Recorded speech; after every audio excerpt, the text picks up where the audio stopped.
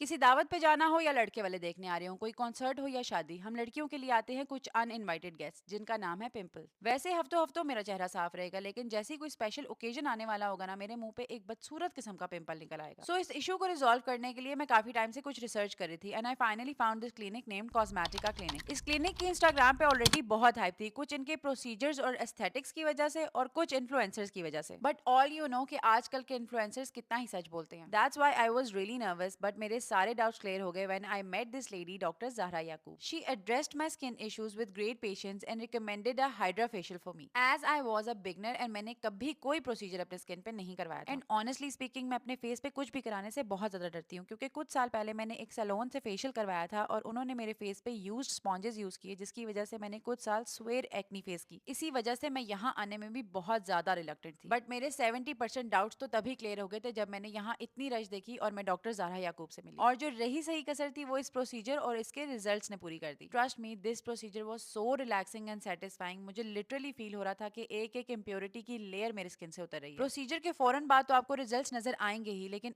Actual difference आपको एक दिन के बाद रियलाइज होगा. Their hydra facial is for 6000 rupees only. I am tagging their clinic details in the caption so you can easily book your appointments and thank me letter.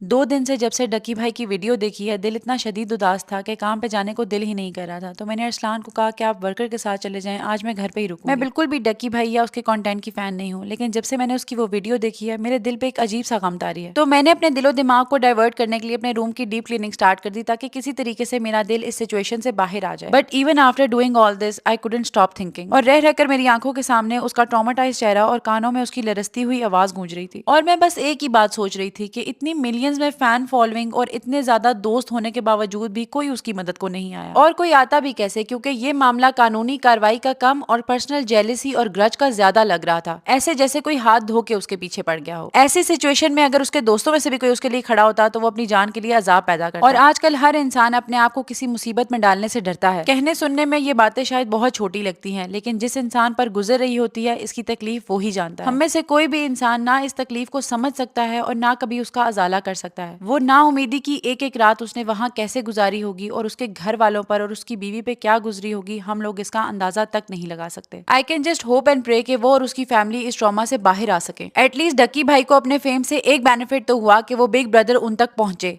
लेकिन ऐसे कितने लोग होंगे जिनके साथ इस तरह की ज्यादतियां होती होंगी, पर शायद ही उनकी मदद को कोई आया होगा. उम्मीद है कि इस केस के बाद हुकूमत तक अदारों की असलियत पहुंची होगी और वो इनके खिलाफ स्ट्रिक्ट एक्शन लेंगी. बाकी बस अल्लाह हम सबको अपने हिफ्ज़-ओ-अमान में रखे. आमीन.